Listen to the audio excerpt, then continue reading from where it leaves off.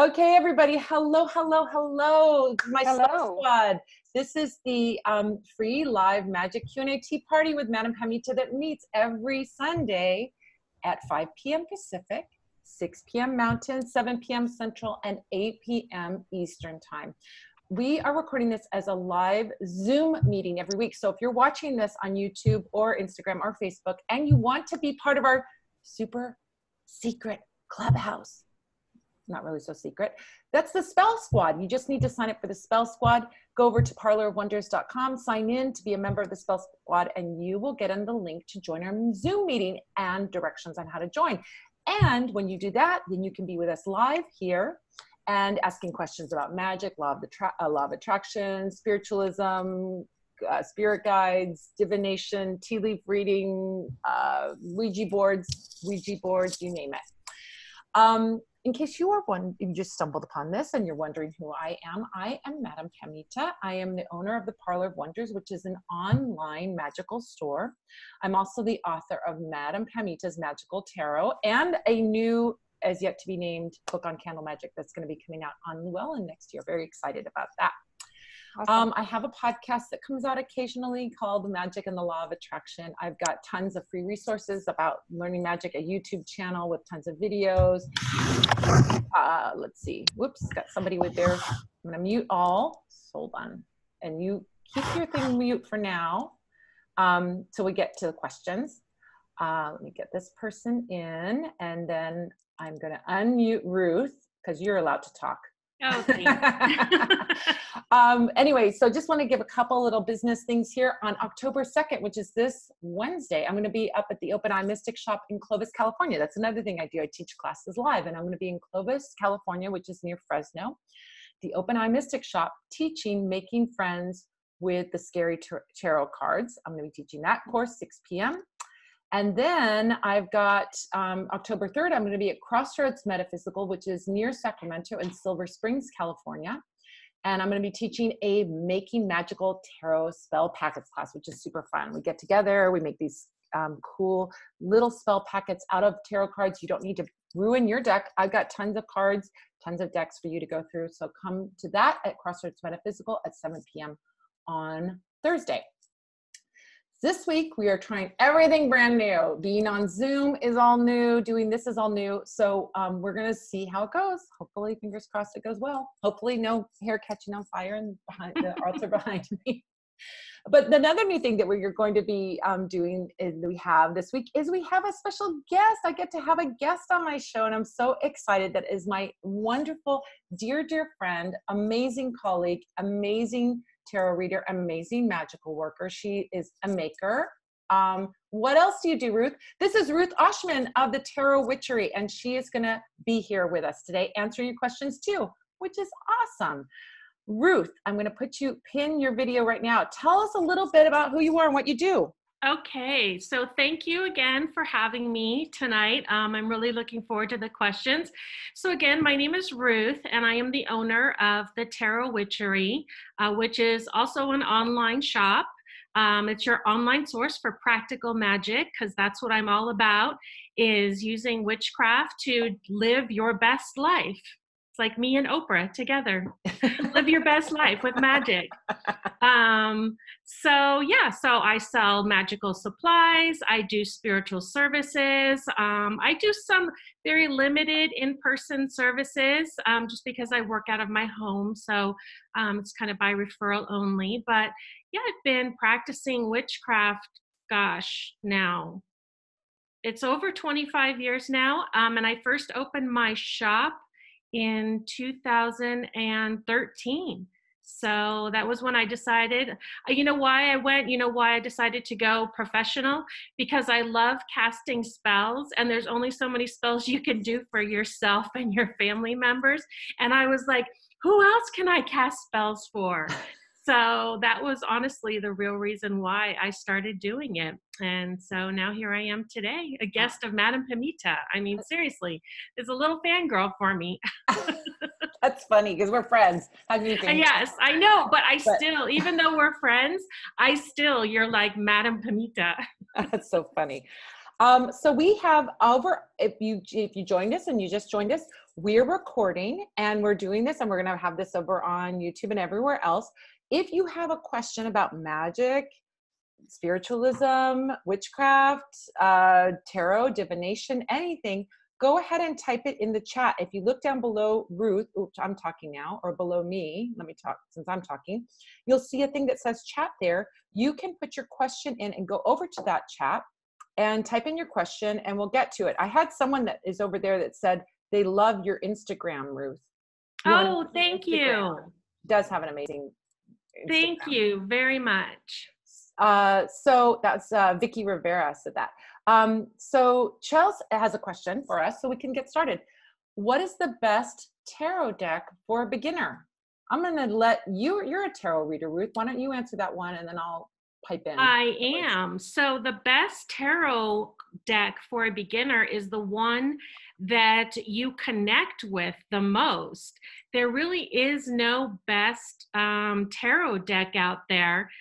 I originally began with the Rider-Waite, your standard tarot deck, what most people think of when they think of a tarot deck, simply because for me, the images that were used in the cards, I connected with them. So it was easier for me to read them because the images made sense to my mind, okay? And then, you know, obviously I learned the meanings and deeper meanings, but that's really the best way. It's one of those things where you're just gonna have to try a few and you'll find that one that the imagery is a big part of reading tarot, one that you connect with and that makes sense to your way of thinking and interpreting information. That's a great answer. I think that's so important to find the one you like, because if you don't connect with it, you're not going to want to play with it. You're not going to want to pick it up. You're not, you know, so there's that whole thing about that if you don't connect with it. I'm going to throw in a little 2 cents about that, though. I will say that if you can find a Rider-Waite or a Rider-Waite based deck, it's going to be easier for you, in my opinion. That's my total opinion. Because if you get those decks like the Thoth deck, which is a beautiful deck, but that's it has a hard one. It doesn't have images on the minor arcana. You have to then memorize the minor arcana. And I remember when I was like new at reading tarot, I was a kid, I was a teenager. First I had a Rider-Waite deck, was my very first deck. And then I got a deck where I was like, oh, this is a beautiful medieval deck. I really love this image, you know, Renaissance era, you know, reproduction. It's so cool. And then when I got it home, all the minor arcana were just 4 swords or, you know, 3 cups. They weren't showing an image that you can read off of it. And that will make it more challenging. So I kind of say, if you can get one that has images on all of the cards, it will be easier for you. And if you start with a Rider-Waite, you will be able to read 90% of the cards that are out there, because 90% of them are based on the Rider-Waite. But if you want the cat tarot, if you want the vampire tarot, if that's your jam, yes, go ahead and get those. But get one, I would say, that's the thing I would sort of throw in there, is get one that has images on the minor arcana. And that's true. If you learn the Rider-Waite, you can read just about any standard tarot deck, regardless of the images on it. Yeah, I think it's like, I mean, when I teach and I book and when I teach classes, I always teach with the Rider-Waite, because it even if you're not thrilled with the imagery or you're not connecting to it, if you learn from that, then you can go get your anime tarot or whatever you're into and anime tarot. I love that. I bet you there is one. I bet you there is. All right, let's look. We've got some other questions. Let's see what we got here. So that was a fun one. That was great. All right. So, okay. Athena has a question. How do we make sure you're safe when using a pendulum? I hear different things.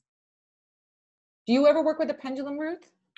Not so much anymore. There have been periods of my life when I tried it and I just don't have good results with it. I have ways to use my tarot deck actually for yes and no answers. that's more reliable for me? I do recommend pendulums as a tool for building your intuition. Because if you're going to, tarot, Ruth. And so when you're asking yes, no question, you're going to get a rich answer from that, but you already know it. But someone who doesn't have that skill, I really recommend Right. getting a pendulum, because to me, it's a little bit like having, weights that you can work out with. Like if you're just going to the gym, you're going to start with those 2-pound barbells. I don't know. Yeah. I don't go to a gym, so I don't know what happens in there, but you start with a little weight, right? Is that what happens in there? I don't know. You start with a little 2-pound weight. I don't know. Anyway, you start with a little weight and you build up those muscles so that when you go, you can get big, you get stronger and stronger. And then you can start really lifting the, 150 bench pressing. I don't know what people do in a gym, whatever you guys do in a gym. Whatever, work their way up. But the pendulum is like that. It gives instant gratification. You can instantly work with one, and it starts to build your intuition. I think of it as really being that tool that bypasses your logical brain and just gets into your intuitive space so that it gives immediate gratification. It's a great tool if you don't know how to do divination, because you don't have to learn anything. You can get immediate results right away. And it's a great tool for building up that intuition, trusting your intuition, learning to listen to that intuition. So I think the question about protecting yourself when you're using a pendulum, you have to realize when you're using a pendulum, it's kind of like using tarot, in that it's really your higher self that you're accessing. It's not an inherently dangerous tool where you're maybe calling on or opening up a portal, so to speak, for spirits to come through. At least I don't see it the same way as like using a Ouija board or something. It's really accessing your own higher self and maybe your spirit guides. So I have never really worried about protection, particularly when using a pendulum. Have you? I never, it's interesting that I always use it as that tool for accessing my intuition. Right. So that's like why I say to people, you cannot ask a pendulum, are these numbers going to show up in the lottery next week? Because your intuition doesn't know. Right. Unless you're amazing. I don't know. You're a time traveler, maybe. I don't know. But if most people are not going to know that, but if you want to ask the question, is so-and-so thinking about me? You might be able to get that answer intuitively. Or does someone like me? Or should I go to this party? Or should I, those kinds of questions. So that's how I always use it. But a pendulum is a tool. It can be used many ways. And if you are using it to connect to your spirit guides and ask your spirit guides questions, because it can be used that way, then what I do recommend is that you set the boundary. When you use a Ouija board, when you use a pendulum, when you use any of those things, you can set a boundary of who you want to come in. So if you want to talk to a certain spirit, you can ask for that spirit to come in. If there's no particular spirit, you can talk to your guides and ask that spirit guides who are of the highest vibration, who are going to give clear answers and helpful information, are the ones that can come forward. Once you set that boundary of saying, these are who's allowed to come and communicate, the mischievous spirits, the ones who are going to give confusing answers or wrong answers, are not going to be able to enter the bubble. So it's just a matter of setting the boundary. Yeah, and that's what happens. I don't think people realize how in control they are of the situation. You as the individual, you are very much in control of the situation, and you have to remember that. And exactly what Pam was just saying is, you setting those boundaries is very powerful. So don't think it's not. Yeah, and I think I do that even with the next question Gina's asking is circle casting recommended before each tarot reading?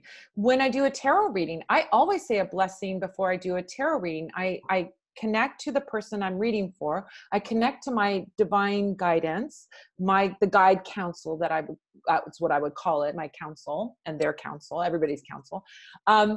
I connect to the guide counsel, and then I set the intention that the reading is for the highest good, with the highest love, and for the highest enlightenment. I set an intention that this reading is helpful to the person that I'm reading for, that it is something that's going to be clear, going to give them good guidance, and it's going to be enlightening for them. So I think you can do that whenever you're doing any kind of reading or divination, why not set an intention? If you're calling in spirits, set which spirits you want to come forward and who you are inviting in. It's just like, do you leave your front door open when you go to the grocery store? Most people don't. Maybe you live in a small town and you do, but most of us close our door and we don't let any random person come in. And the same thing when you're sitting down to connect with spirits, you may not want to connect to any random spirit that's out there, you know?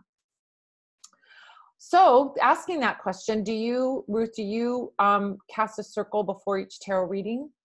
I do not cast circles. That's just simply not one of the techniques that I use. I do remember when I was in a Wiccan coven, casting circles was very important for ritual. But no, I don't cast circles for ritual or for tarot reading. I simply, exactly kind of what you do. I call upon my spirit guides, my ancestors, those who assist me with divination. And I also do, I do regular protection work. So I kind of feel like I'm always protected because that's just part of my sort of daily routine. So no, I don't cast a circle. Yeah, I think there's a lot of ways. I mean, if you are a Wiccan and casting a circle is something that you like to do before your magic, I could see how someone would want to do that maybe before they did divination, because maybe it's a beautiful ritual for them and they want to include that in the ritual. I think it's optional. You can do it. If it floats your boat, you can do it, but you can do whatever floats your boat. And for me, I'm a spiritualist. So I like to connect to my guides and I like to connect to the person I'm reading for, send blessings to them and just open up. And that's my little mini ritual before. So it isn't involved. It isn't, calling in the quarters and doing all of that, but I think it's a beautiful way. Just like you said, you have a little, something that you do before you do your reading so that you're in that space and it just sort of drops you into that space. Right. All right. So, next question is from Lizzie. She says, hello, Madam Pamita and Ruth. What is the easiest way to let your coworkers know you work with tarot or magic without freaking them out? What do you say, Ruth? That really depends on who your coworkers are. So I'm assuming that you're friends with these coworkers. Otherwise, it wouldn't necessarily come up in the workplace. So, a lot of times it sounds like you almost want to maybe, let them know about this. Oftentimes the jewelry that you wear can sort of be a conversation starter. People then may ask questions. Like I said, it kind of sounds like you're ready to talk about it.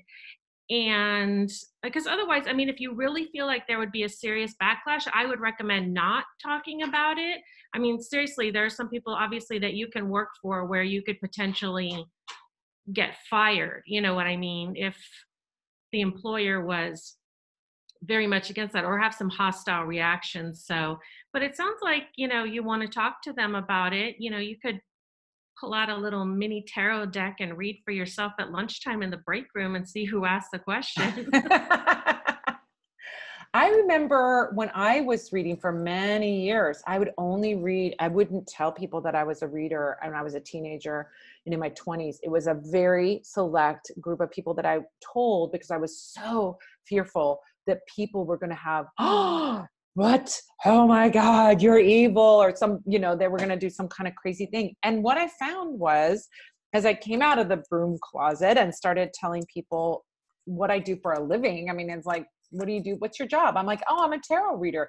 People are either disinterested because they're not into it, which is fine. They're like, oh, or they're fabulously interested in it. And I've never had an experience where someone said to me, you're going to hell, or no, I never have either. You're right. It's either they immediately want you to start reading them. Yeah, you're going to have to get free readings if you do that, right?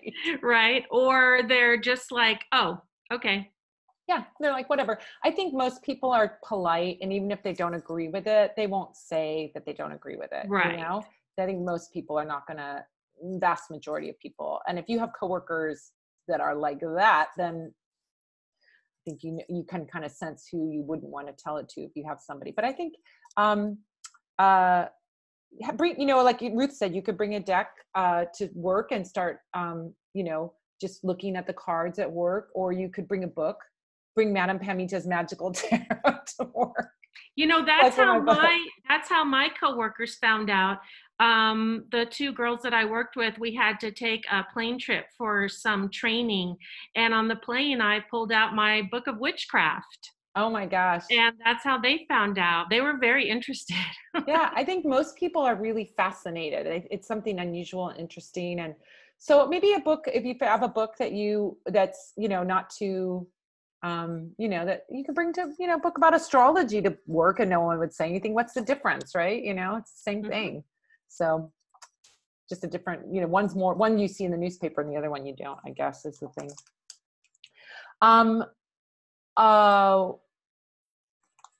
Let's see. Oh, Rita has a question. Rita has a question. Why do people use a white candle for protection and not the black candle? I'm going to answer that one first. I do use a black candle for protection. I use white candles for blessings. I use white candles for cleansings, but I use black candles for protection. Why do I use a black candle for protection? It's like that cloak of invisibility. That is the best protection that you can have, is to be invisible energetically to another person. They don't see you, right? That's protection. Imagine walking down the street. It's a shady neighborhood. There's people around that may not have your best interest. You want to be invisible, right? If someone's really angry at you, you want to be invisible. So they don't see you. They don't think about you. They lose interest in you. They go find someone else to bother, right? So that's what I use. I do use black for protection all the time, all the time.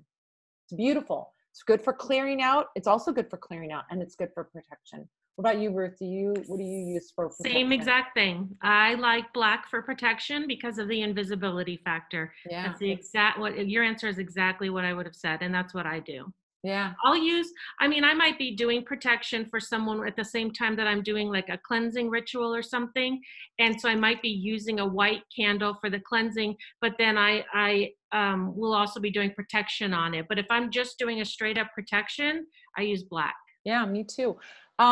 I think it's a really beautiful color to use. I mean, people have sometimes, I think in the olden days, thought of black as like the cursing color. It's right. But it's really a beautiful card for clearing out things, like really hard things. Like you think about those half black, half white, or half black, right. double action candles, where there's a black part that you burn first. That's a strong, powerful reversing that you're doing. So they can be used for intense work, but most definitely I use them for, you can use it for banishing. You can use it for binding. You can use it for controlling, but you can also use it for protection. And so there's a lot of uses for black candles. And I don't normally use a white candle for protection. No, I don't I'm either. not saying I couldn't or I wouldn't. Right. It's possible. White candle's like your universal color that it's a blank slate. You can put anything on it, but it wouldn't be my first choice for protection. Thanks for that question though, Rita. Jill. Okay, what's the average time that you can cast a spell to get communication from a TF that hasn't communicated in 2 years? I don't know I think, Jill, can I unmute you? Let me see if I'm gonna find Jill. Let me unmute. Jill, are you there? I am, thank you. It actually stands for, twin flame. Oh, you're twin flame. Okay, perfect. Yes. Thank you for clarifying that for you me. confirmed that he was too, by the way. Okay, all right. Thank you. All right, so I'm gonna put you back on. Oh, you muted yourself. No, I'm gonna mute you again, just so we don't get any background noise. What is the average time that you cast a spell? I don't know if there's like an average anything about anything. Ruth, no. How would you address that? No. When she says average time, is she saying that the average time for it to work, or the average time? I'm not sure what average time means. Do we want to get? Yes. Yeah. Yes, for it to work. Oh, for it to work? Yeah. Yes. There's no average time, especially in my experience. Love spells, connecting with people, the result time is like all over the map because there's so many variables. So many variables when you're talking about two people in a relationship. So I would never even try. I mean, I've done, and I'm sure Madam Pamita knows too, you know, you can do love spells and in 2 days they're telling you that, you know, thank you, thank you, thank you, everything's worked out. And then other times I'll hear back from people like 2 years later and they're like, we finally worked our way back together. It's just too many variables in a relationship. Yeah, I think, you know, that I would say to that, you definitely kind of want to do checkpoints though with your magic. And I always advocate this. Like if you're doing a spell and you're like sitting around going, twiddling your thumbs going, well, when is it going to happen? And you wait and wait and wait. And you're going like, well, am I going to wait 10 years? Like how long am I going to wait? I think there's a couple of things I would say here. Number one, it may be useful to get a reading with a reader that, you know, me, someone else, doesn't matter, but get a reading with someone that you know and trust. Ruth is a great reader too. And maybe get that timing of like what's happening or what's blocking your spell. So let's say you did a spell, and for anything, and you are having, we want to do check-ins as we're doing that spell. So let's say burned a candle, vigil candle's complete. Within a few days of that candle being complete, you should get a message from the universe. So this is not necessarily a message from the person, but you should be getting some kind of confirmation. So it could be seeing their birthday, repeating numbers, hearing their name, seeing them on the street. Sometimes I've had people have that as their message. They see them, oh my God, randomly see them driving by, or they see a bunch of their car, you know, the car that looks like their car driving around of the next couple of days. You'll get some kind of message if your spell work is on track. If you don't get a message, then I would start to think, okay, well, maybe we need to check in again and see what's going on. Next step is you need to check in within a few weeks that there should be some kind of movement from your spell. Meaning, if in a case where someone hasn't spoken to you, did they all of a sudden friend you on Instagram, or friend you on Facebook, or like a post that you made? It doesn't mean necessarily that final culmination is going to happen in a few weeks, although, as Ruth said, sometimes it does. Sometimes it happens while the candle's burning even, you know? But we're looking to see that some kind of movement is happening within a few weeks. And then final manifestation should happen within a few months. So whenever you burn a spell, if you've been waiting 2 years, you did a spell 2 years ago, and you're still not seeing any communication from someone, then I would say you probably need to go back and see if there is some kind of more work that needs to be done. A lot of times, I'll say this, you do a working, let's say, to have a talk to me candle. Let's say do a talk to me candle. But there's so much, if we look at a reading and we see there's so much bad feeling, that person may have that urge to talk to you, but then their second inclination is like, oh my God, it was so terrible the last time we talked.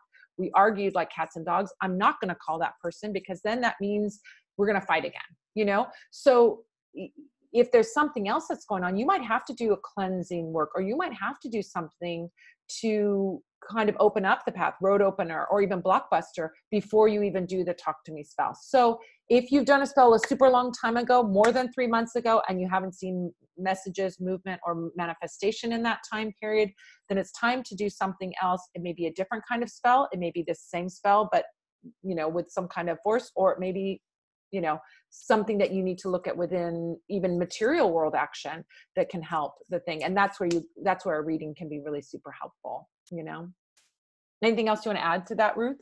No, that was right. And yeah, when I talked about somebody saying, you know, 2 years later that their relationship was finally back on track, there were signs in between that. There are signs. But no, I totally agree with what you're saying, that you really need to have those sort of check-ins with a reading to see, because if I did a spell 2 years ago and nothing would happen, I would have assumed a long time ago that spell didn't work. Yeah. Yeah. All right, we got our next question. Athena wants to know, how do I get info on reading a deck of Spanish cards?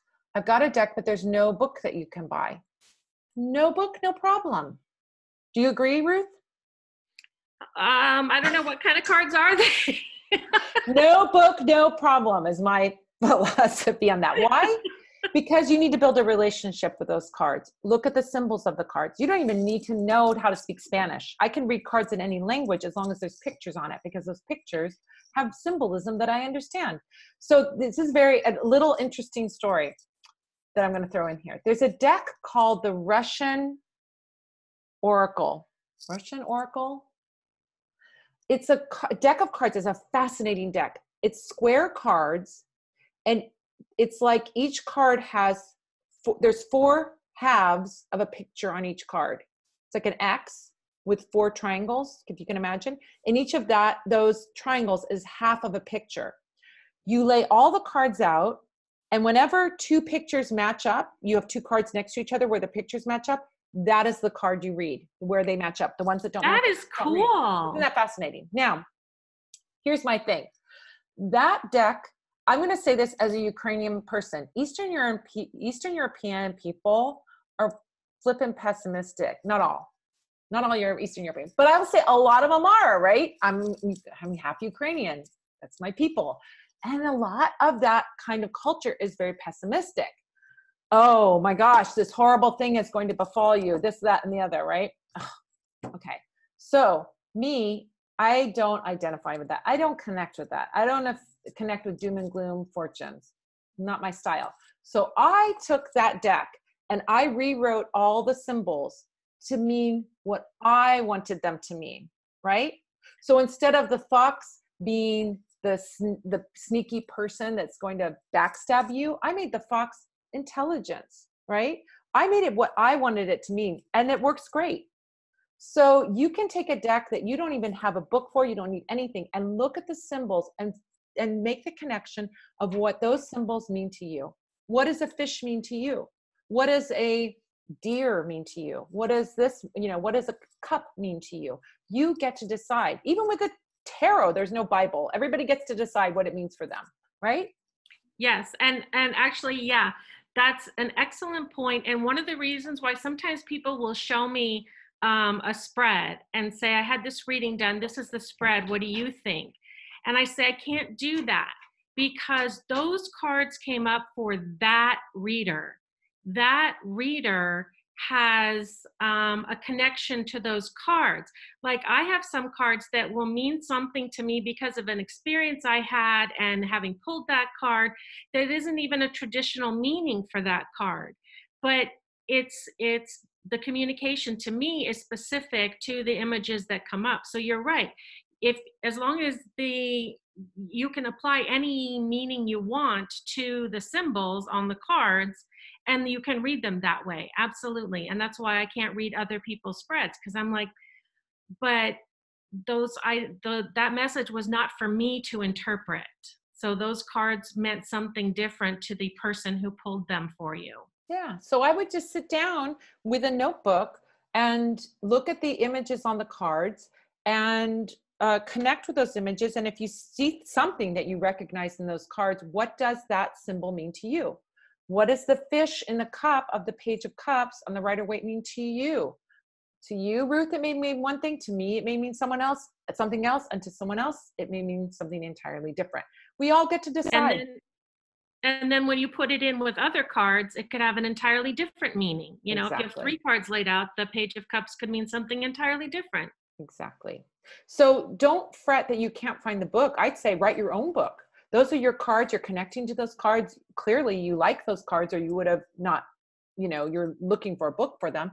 So you can actually make your own book, make up what those cards mean to you and those symbols mean to you. And that will be a fantastic tool. When you have that personal connection to your deck, it becomes an amazing tool. That's what when I teach tarot, that's what I teach, is to develop your own intuition, to develop your own connections of what those cards mean. And then you'll be an amazing reader. It's not memorizing what someone else has written, not even what I have written should you memorize. It's what you connect to in those cards. I love that answer. All right. So now we have Bronwyn wants to know a home protection spell. Ruth is going to know a great one, I'm sure. I just moved to a new home downtown and there are so many people around.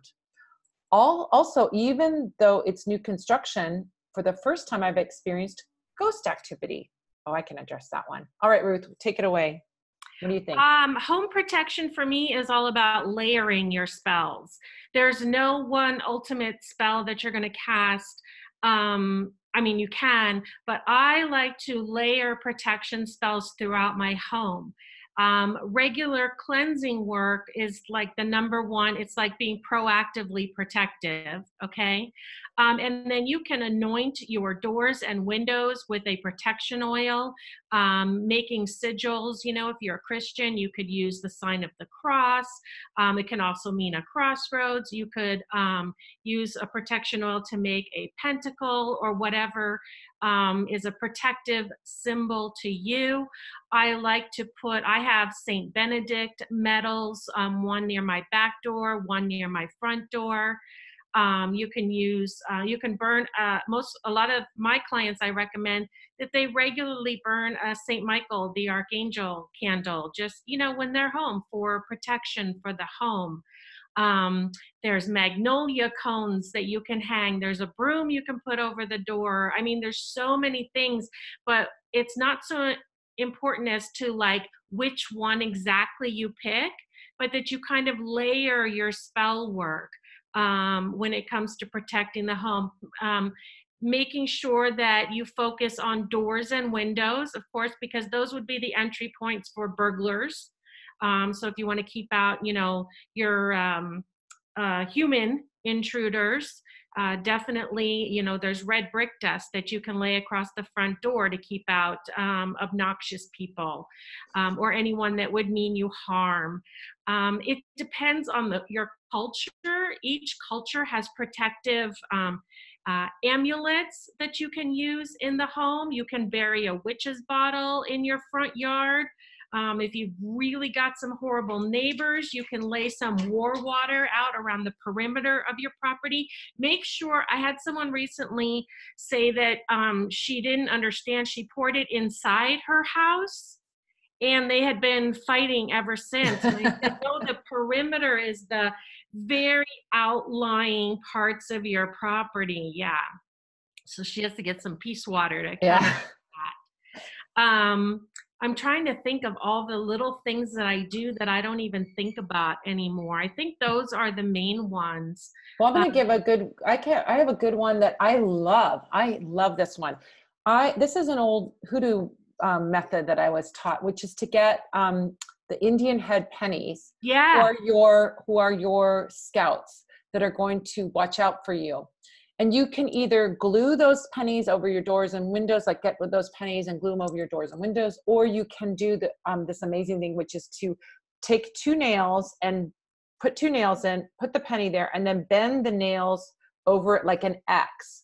And those Indians, they're called the Indian scouts that are watching out for you. Those Indian head pennies are amazing, and they look cool and old timey, and they look super magical. So that's part of I like the aesthetic of it too. But you take those pennies and you bless them with protection oil, fiery wall of protection oil, or any powerful protection oil, whatever you want, so that they keep their eyes out for you. Law keep away oil is another good one. And also too, if you're having spirit activity, and it could be because of the land that the property was built on, even if it's not an old building, you use, if you boil and make angelica root tea, you can sprinkle that angelica root water around your house and just ask the spirit to leave. You can tell that spirit, you're no longer in the material world, you need to go now. And I think most spirits, unless they're really, really mischievous, are going to go, oh, I can go now. Most spirits that I have dealt with are like unaware that they're in the wrong, let's say, on the wrong plane. So when you tell them, hey, you're not in the material world anymore, you're in the spirit world, you need to go to the spirit world, they'll leave. Most of them will leave. Yeah. So, I've even had some mischievous ones where it just firmly using either an incense, a sage, something like that, or like you said, the sprinkling the water. I love the angelica root tea idea, and using that and just simply saying, you're not allowed to be here. This is my home. You need to leave. They leave. Yeah. Yeah. I think it's often people get freaked out, but with dealing with spirits and dealing with the spirit world, or and they're like, oh my God, it's very easy. It's actually very easy to, it's like you're dealing with people. You would just say to a person, hey, you're confused, you know, you don't belong here. This isn't your house, you know, this isn't where you live anymore. You're not on this plane anymore, whatever. It's pretty easy. But the herbs are very good allies in doing that. And whether you're burning or you know, burning something to get rid of it, sprinkling something or anything like that to get rid of the spirit, I think that's going to be helpful too, to kind of give you that extra support when you're doing that work. But it's not really so terribly hard in most 99% of cases, you know. Okay, let's see. Oh, here's a great one. Denise wants to know, would love to hear from you on the best spell work for return of stolen property. Have you done any stolen property work? I actually have not done anything. The best way to go about it is to find their address and go over there and I have done work where people, I think that, you know, what I would start, you know, what sort of just came to me as you were asking that. If you know who has done it, you can do a spell working with a green devil candle. And you can get them to, like, the green devil candle is used to get someone to pay you. Like, okay, you're going to feel guilty. You're going to feel bad. And I can imagine that you could use that to have someone return their property. Like if you know who it is, if you know who the person is who took it, I want you to return it. So you would get a green devil candle and you would say, green devil, you're going to pester this person's conscience and make them feel guilty about what they did. And they're going to return that to me. And I would do that kind of work. Another thing I get is if you can, another spell that just sort of came to me is you could work with a lodestone, which is a puller and an attractor, and a picture of the thing that got stolen. So if you don't know who stole it, let's say your bicycle was stolen, a picture of that bicycle, and put the lodestone on it. And I would burn an orange candle to open up that energy for the thing to come back to you, for the person to return it, you know? I like that. Yeah. I mean, that would be a way that you could do that. Attraction work and opening work at the same time. Yeah, I like it. Attraction oil, or you could work with Open Roads oil or something like that. But what oil would you use on that green devil candle? Like a compelling oil? Yeah. I mean, you could use compelling, controlling. You could, you know, put devil's shoestring on it. So like you're tying, you know, like you're kind of tying your conscience a little bit. Yeah, I like that. That's a good one. Yeah. I mean, that's like definitely one that is an old formula for returning money that's lent. Right. So I can imagine that it could easily be adapted to returning stolen property. But I think if you don't know who the person is, then maybe the picture of the item with a lodestone on top of it would be so good to get that, like, pulling that bicycle back to you or whatever, you know? Yeah, I like that. I could see that totally working. Yeah, I think it would work well. Okay, Chelsea asked how to get rid of a negative spirit in the house besides sage. We talked about that. Angelica root tea is one of the ways. Svet says, my massage clients are usually really interested when they find out I'm a reader. So are coworkers. I read for a few. Yeah, if you be careful what you wish for, because you'll get, if you want a lot of practice, it's good. But everyone will be bugging you for a reading. Yep. That's what I found. Vicky has a question. Thanks so much for this opportunity, and a little heart. So cute. My question is, how do you stay positive when practicing magic, trying to manifest something? However, everything that's happening is showing you the opposite of what you're trying to manifest. I may just be impatient. Hey, any Aries in the house? or work with people who are impatient. Thoughts? And oh, by the way, I love your necklace, Madam Pamita. I was just talking about that. It was a gift from my friend Jim Barker, who's going to be my guest next week. Amazing palmist, amazing dear friend of mine, an amazing person I want you guys to know. That's why I brought Ruth on. I want you guys to get to know her. She's amazing. All right, so Ruth, how do you stay positive when you're manifesting and the shit isn't happening? You don't always. sometimes it can be really frustrating. And I think we talked about this one day in your mastermind group about how it's okay to just, as long as you don't stay in that position of feeling frustrated and down. But, if you're working on manifesting and everything is just going the opposite of it, sometimes it's, you're going to feel how you feel. And what you do is you let out those feelings and you sit with it and you see where you are. And then, in a little bit, you're going to pick yourself up and dust yourself off. And the first thing you need to do is look and say, okay, what I have found is that usually when I look at it, I am approaching it from the wrong angle. And that is why it's not manifesting.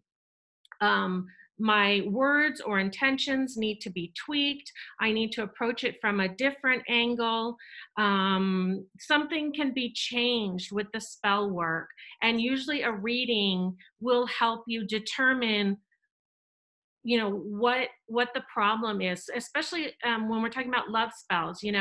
Well, if you do a reconciliation spell just to bring the person back, and nothing is happening, it may be that you need to do a spell for, heart healing first. If you bring them back while they're still angry, then they're still angry at you. There may be underlying issues in maybe an employment spell that's just not working. Maybe you're attacking it from, maybe we shouldn't do an employment issue spell, maybe a road opener spell, to help things open up for you, as opposed to trying to land this one particular job. So I think it's all about letting yourself get frustrated. It's okay. You haven't killed your whole goal by being upset, but then you pick yourself up, you dust yourself off, and I just go about it and I say, okay, how do I go about this in a different way? Yeah, I think that's amazing and so true. I think I talk about this in the new book and the new manuscript that I just finished, and I'm so excited for this book to come out. This candle magic book is going to be like no other candle magic book out there, because it's telling you why you do things and not just giving you recipes. It's actually very excited about it. But anyway, one of the things I talk about is the idea that your mind, when you're a magician, who your seed of your magic is your thought. That is it. So you can do magic with thought alone. You don't need a candle. You don't need an herb. You don't need those things, but those things can help us if our thoughts wobble.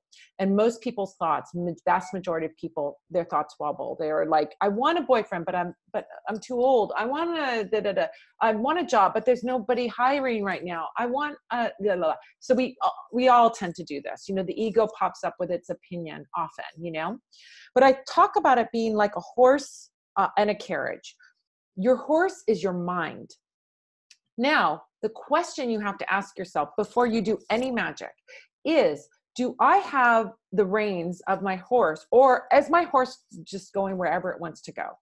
If your mind is going in whatever direction it wants to go, including into a lot of pessimism, you're not going to get to your destination. If my destination is to go to the farmer's market and I've got my little horse and wagon there, if my horse veers off to the left a little or veers off to the right a little, is that going to prevent me from getting to the market? No, I'll still get to the market. But if my horse I'm not holding the reins and the horse is going any direction, that horse is probably going back to the barn where it knows the oats are. It's not going to go to the market, right? So I think about that idea that, like, when you have a negative thought, it's not a problem if it is a momentary negative thought. If your thought is like, gosh, it's really hard going on blind dates all the time. Okay, but I want to find my love. And so I'm going to do the thing that I have been led to, that's going to open me up to that love coming into my life. And I believe in that, right? So you can have that momentary, like, ugh, this sucks. But if you stay in this sucks, then your horse is going back to the barn. Your horse is not going to the market.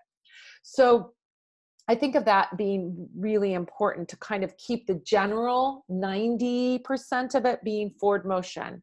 The second thing I always would say that maybe you want to check in with yourself is to drill down deeper. Maybe you think John Smith or Susie Jones, that is my be all and my end all. I want Susie Jones to be my girlfriend, and I will not settle for anything but Susie Jones. Drill down deeper. What is it that you want? do you want Susie Jones or John Smith, or what do you want?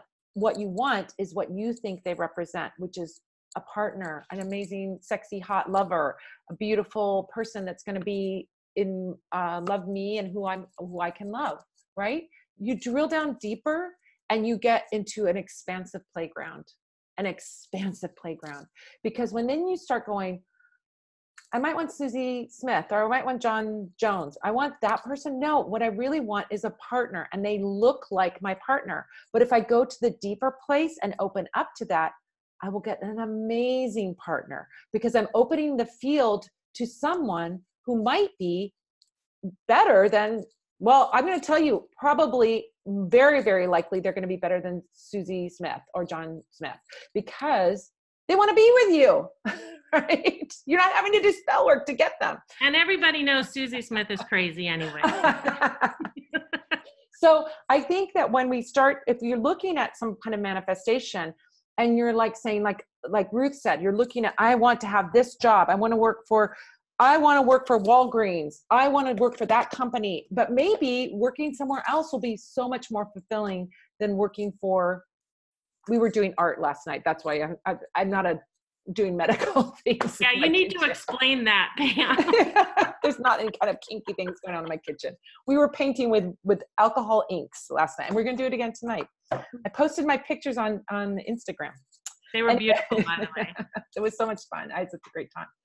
So anyway, that's what I would say. So your impatience may be, or a door not opening just means that there's a better door that's going to open for you. So if you're really pounding your head against a single door and you're really banging on that door and it is not yielding to you, take a step back and get very deep within yourself to figure out, what is the thing that I am really wanting here? The deeper thing that I'm wanting. Do I want that job, or do I want security? Do I want that friendship, or that person to be my friend, or do I want to just have a nice friend? Do I want more money, or do I want security, or freedom, or whatever? To get to that, drill down to that deeper thing, I can guarantee you go down to that deeper thing, you're going to get an amazing result every single time. Yep. All right.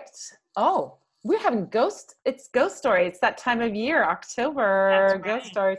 LaTanya has a question. We live in a rental home that was haunted when we moved in.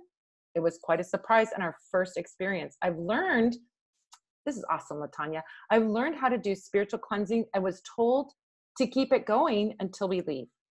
We do have plans to move out of state. What can we do to protect ourselves so we are not followed by the spirits?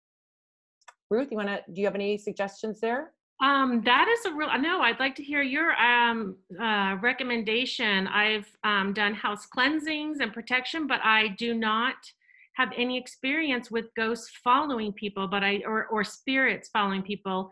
But I do know that happens. So I'd love to hear your take on it. Well, I think if you're doing cleansing and protection, they're not going to follow you. If you tell them, you're not allowed to follow us, we're out of here and you can hang out here as long as you want or whatever, we're gone. I think you just have to, it's like, I kind of say it's like you need to be the ghost whisperer, like Cesar Millan is the dog whisperer. He has those dogs that are running, everywhere, doing every wild, crazy thing. And when he comes in, he's like, bam, no, you're going to do this. I'm the boss. I'm in charge. You listen to me.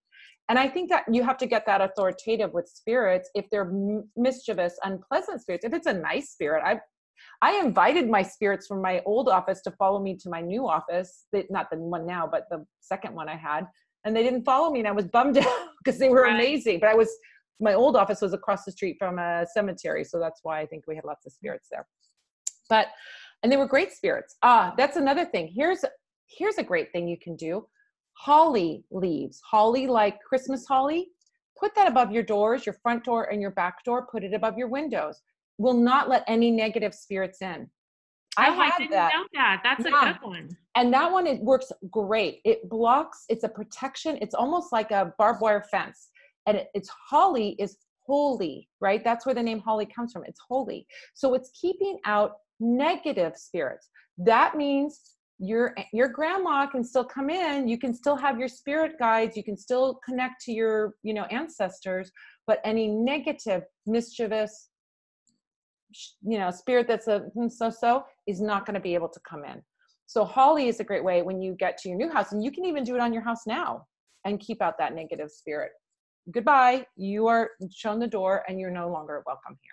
Yeah, that makes sense. Yeah. All my experience with spirits, I've never dealt with anything stronger than I would consider to be like a spirit attachment, something that's just leeching off the energy of my client, or overly obnoxious, I call them, spirits, and they respond, not spirit attachments, but spirits in the home that are mischievous. They respond to it's you go. You go. It's they respond to that authority. We have more power than we think we do with spirits. Am I getting too dark in here? It is very, yeah. You're looking very mysterious and witchy. That's right. With the Tarot Witchery over there. I am very mysterious. You can't see me. Yeah, I think that, I agree that like, you just have to come in like you're the boss and tell them, and do that work, get the support of your herbs and, your incense and whatever else you're using to do that. But you're authoritative. Oh, we're at 6:00. My goodness. Time flew. Go. Yeah, time really flew. Thank you. Thank you, LaTanya, for that amazing question. I hope that's helpful. Holly will be great for you. And easy to find too. You can go out and pick it and find it easily. It's 6:00. It's our time for, can you hear me? Yeah. It's 6:00. It's our time to end. I want to thank everyone for your amazing questions. We're going to meet here again next week. And next week, my special guest is going to be Jim Barker of the Divine Hand. He's an amazing palmist. He's also a priest, a high priest in the Sylvan tradition. He's going to correct me if I got that wrong. You guys will love him. Oh my gosh. I love him to death. He is amazing. He's so full of amazing, beautiful information, so full of light, so lovely. I want you to get to meet him. But that will be next week. If you are in Fresno or you're Sacramento, I'm going to be coming to Fresno on the 2nd, Sacramento on the 3rd, teaching classes at the Open Eye Mystic Shop and at the Crossroads Metaphysical Shop in Silver Springs, Open Eye Mystic Shop in Clovis. I have to remember those names. Ruth, where can they find you? Ruth, it was so amazing to have you here. And this was so fun. The hour just flew by. The questions were fantastic. You can find me at the tarotwitchery.com. Tarotwitchery.com. That's Ruth Oschmann of the Tarot Witchery. She has amazing products. Your products have a very good reputation, because I hear from people about other people's products. They're like, I tried so-and-so's and it didn't work. And everybody comes to me and says, oh my gosh, Ruth's stuff is the shiznit. It is great. Thank you. Thank you. I love your stuff too. That's why I stock it. Yeah. So she does amazing, amazing work. She does, I don't know, you're doing client work. Are you doing client work this week? She does client work. She does candle magic for people. She does readings. She's amazing all around. So I hope you guys go over to the Tarot Witchery, sign up for her email, and keep in touch with her. We'll have you back again, Ruth, I'm sure. And I love you. I would love it. Thank you so much. You're so welcome. Please join me next week, you guys. 5 p.m. Pacific, 6 p.m. Mountain Time, 7 p.m. Central Time, 8 p.m. Eastern Time. I'm going to be here again. Tell your friends. If you are watching this as a recording, you can be here too. Go over to over to parlorwonders.com. I don't even know my own website. Sign up to be on the Spell Squad. When you are on the Spell Squad, you'll get informational emails from me, but you will also get the emails that give you the link to come into our meeting here, and you can be a part of this, asking your questions. It's amazing. We get to see one another, talk to one another. It's awesome. And if we need clarification on the question, we can get clarification, because that was great. That was a big plus. Yeah. That's a really big plus. Anyway, you guys have a fantastic, phenomenal week. I love you so much. Each and every one of you, love you so much. You're so special to me. I love it when you interact with me in any way. And this is such a beautiful way for us to do this. So thanks again for joining us. We didn't have too many kinks. I think it was pretty good. I think it went pretty well. So we'll be back next week, and we'll have Jim with us next week. Take care, everybody. Have a beautiful, beautiful week, and we'll see you next Sunday. Bye. Bye.